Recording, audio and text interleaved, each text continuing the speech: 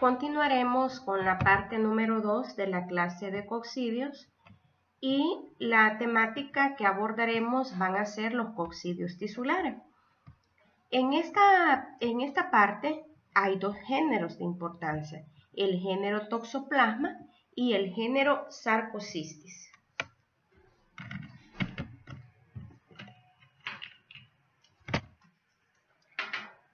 La toxoplasmosis.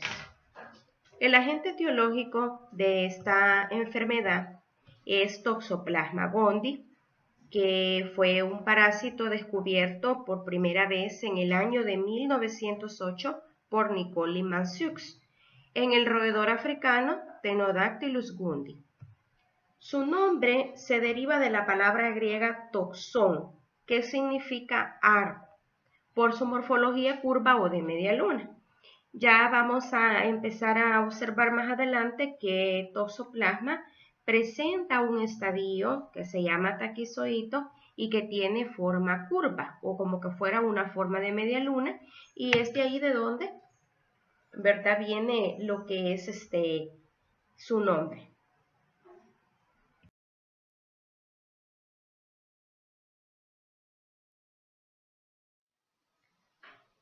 Toxoplasma gondii presenta ciclos de vida sexual y asexual. El ciclo sexual ocurre en el intestino del gato, en cuyas heces son excretados los ooquistes infecciosos. El ciclo asexual, por lo común, ocurre en una variedad de animales herbívoros y carnívoros, y también en el ser humano. Se ha visto también que pueden haber, ¿verdad?, huéspedes de transporte de ooquistes, y en este caso son las cucarachas, las lombrices, los caracoles y las babosas. ¿Cuáles son las formas de transmisión humana? La primera forma de transmisión es directamente, cuando se ingieren ooquistes infecciosos en los alimentos, por ejemplo, vegetales de hoja no lavados, o puede ser también agua contaminada con heces de gato, porque aquí en la heces de gato es donde va a estar esa fase infectante que es el ooquiste. La siguiente forma de transmisión puede ser indirectamente, cuando se ingiere carne cruda o poco cocida de animales que hayan ingerido ooquistes. Y la tercera es por transferencia transplacentaria al feto, a partir de una madre que esté infectada durante el embarazo.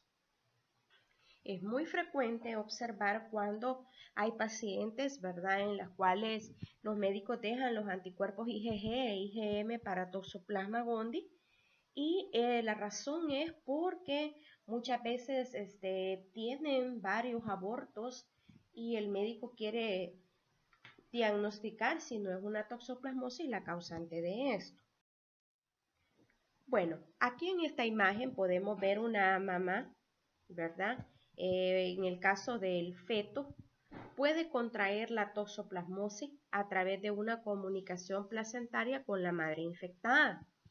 Aquí pueden ver ustedes que está manipulando arena, ¿verdad? Una manipulación inapropiada puede ser, ¿verdad?, la causa, ya que se pueden ingerir ooquistes, ¿verdad? Si esa persona luego va a ingerir algún alimento, no se lava bien las manos, entonces ahí está la fuente de infección. O la otra puede ser la manipulación o ingestión de carne contaminada, que es la forma indirecta. Este parásito tiene diferentes formas. Tenemos una forma de ooquiste, ¿verdad? Una fase, una forma. En lo que es el ooquiste, tiene la característica de que es ovoide, mide de 10 a 12 micras de diámetro, presenta una pared gruesa que lo hace resistente y es destruido por calor a 66 grados centígrados y por productos como yodo y formalina. El siguiente estadio o la siguiente forma es el taquizoito. El taquizoito se refiere a la forma de proliferación asexual y son las que dan lugar a la invasión celular. Y los taquizoitos son los responsables de la enfermedad clínica. El taquizoíto tiene forma de arco, mide de 3 por 7 micras e invade todos los tipos de células nucleares. No sobrevive a la actividad digestiva estomacal y por lo tanto no son infectantes cuando se ingieren. La siguiente forma es el quiste tisular. Tienen un tamaño de 10 a 20 micras de diámetro y el quiste tisular va a contener en su interior unos organismos llamados bradizoitos. Los bradizoitos son similares a los taquizoitos, pero son más pequeños.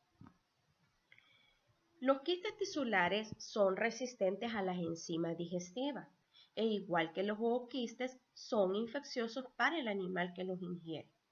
Sobreviven a temperatura normal de refrigeración, pero mueren por congelación, derretimiento y a las temperaturas normales de cocción. Por eso es que se recomienda, ¿verdad?, consumir la carne bien cocida y evitar carnes crudas o términos medios, ¿verdad? Porque ahí pues pueden ir lo que son los quistes tisulares. Luego aquí tenemos una imagen del ooquiste. El ooquiste de Toxoplasma gondii va a tener dos esporoquistes en su interior con 4 esporozoitos. Cada esporoquiste tiene 4 esporozoitos. Luego aquí tenemos los taquizoitos, que son aquellos que tienen forma de media luna o forma de arco.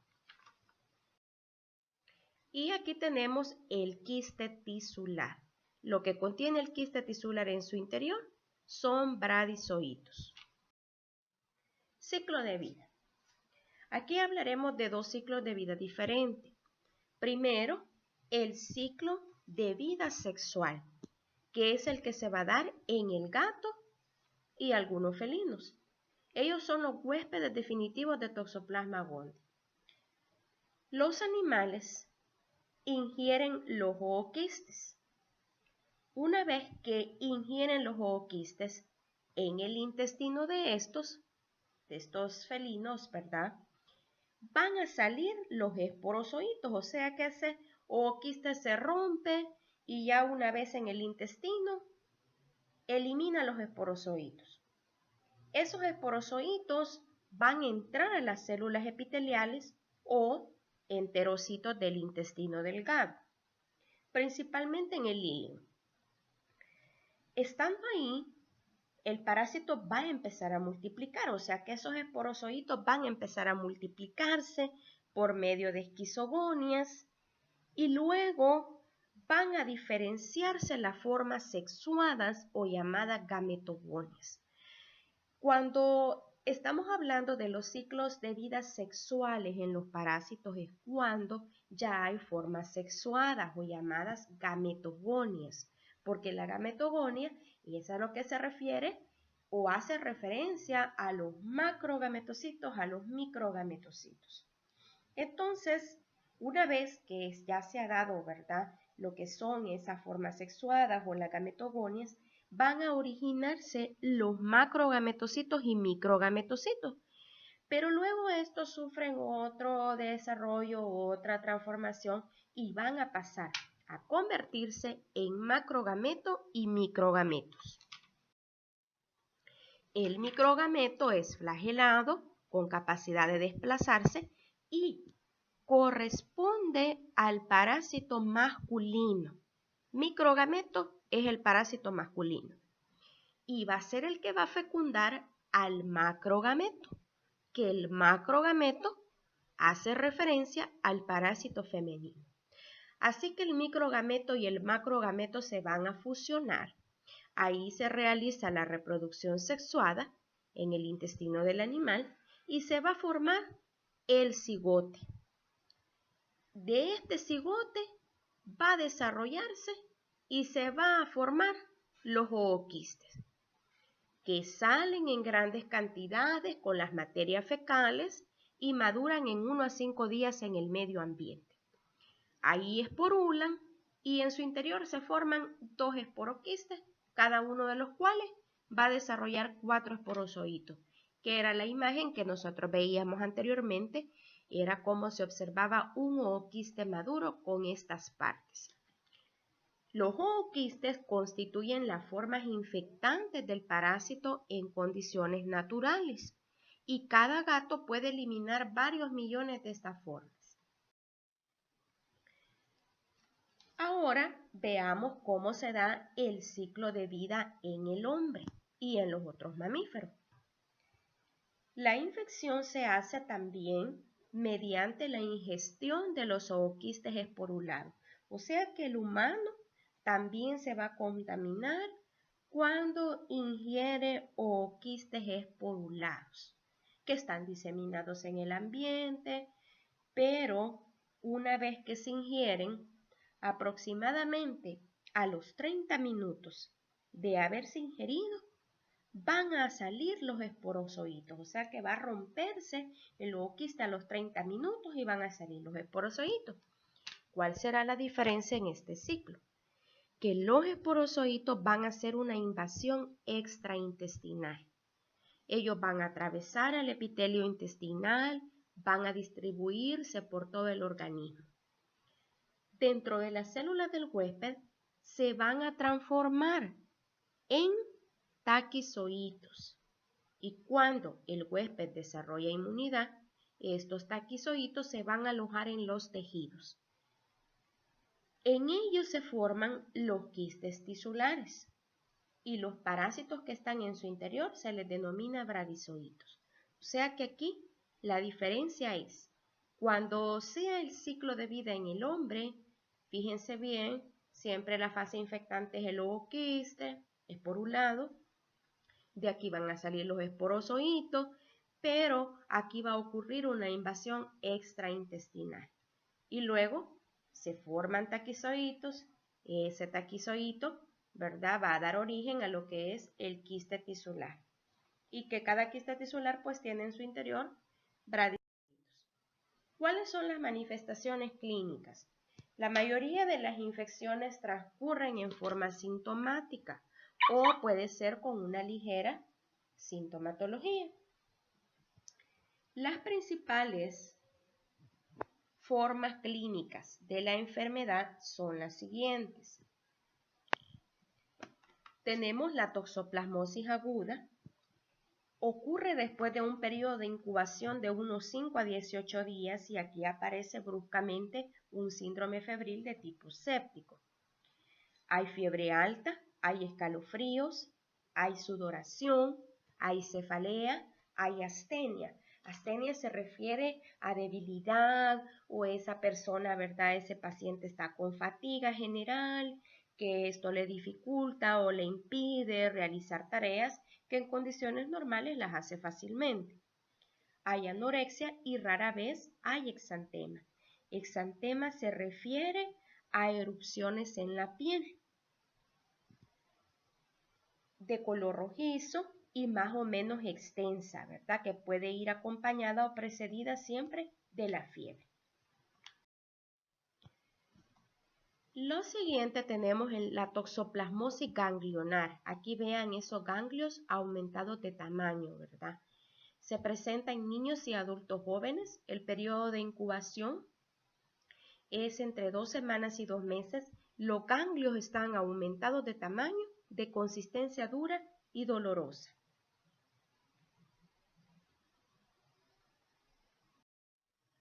Tenemos la toxoplasmosis ocular.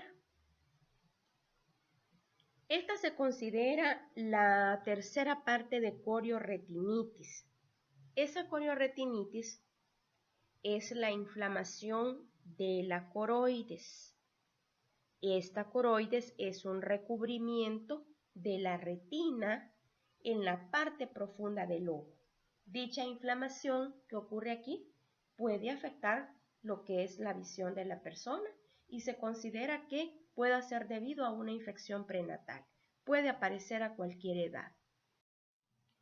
La toxoplasmosis congénita.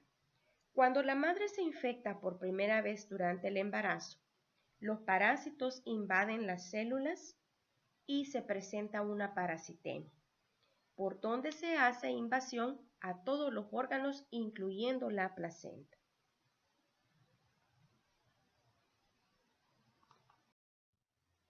Aquí podemos verla en las imágenes niños que han nacido, ¿verdad?, de madres con toxoplasmosis.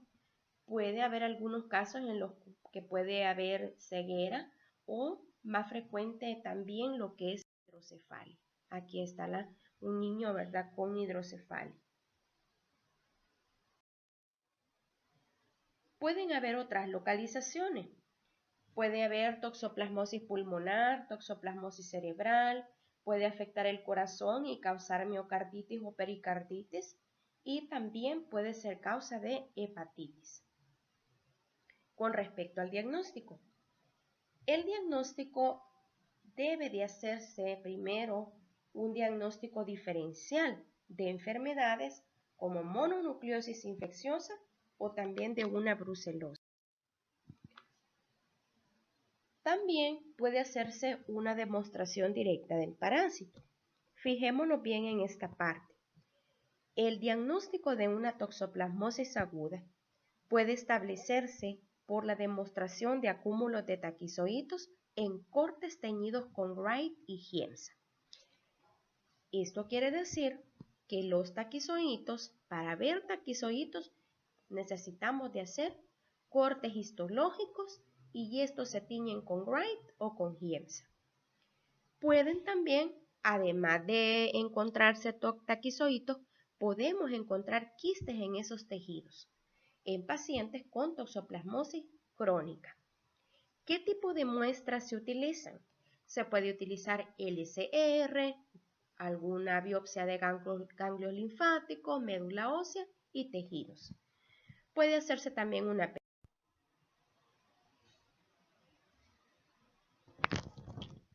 Entre los métodos inmunológicos que se utilizan para el diagnóstico de toxoplasma está la búsqueda de anticuerpos. Los detectados principalmente son IgM e IgG, de donde los primeros nos indican que la infección es reciente.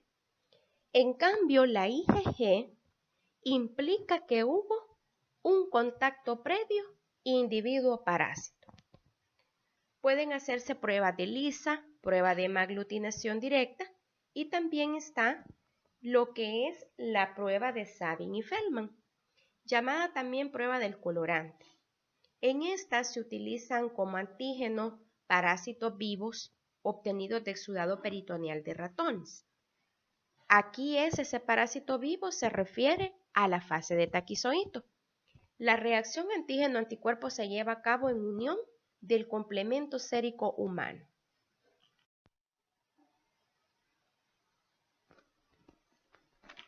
Al no encontrarse anticuerpos, los parásitos se tiñen con azul de metileno, o sea, así.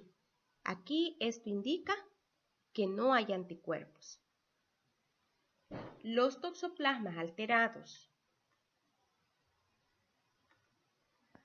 por la acción de los anticuerpos no toman el colorante.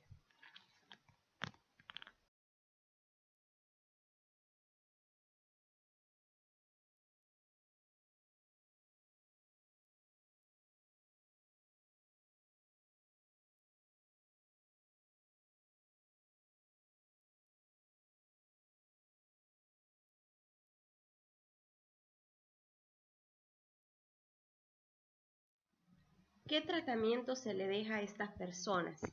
Es piremetamina, sulfamethoxazol y clindamicina.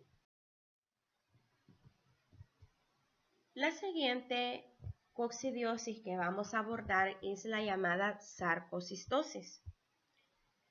La sarcocistosis es producida por varias especies de Sarcocistis, otro coccidio que tiene reproducción sexual en el intestino de los carnívoros y que aquí es donde actúan como huéspedes definitivos, o una reproducción asexual en los músculos de los herbívoros y en este caso actúan como huéspedes intermediarios.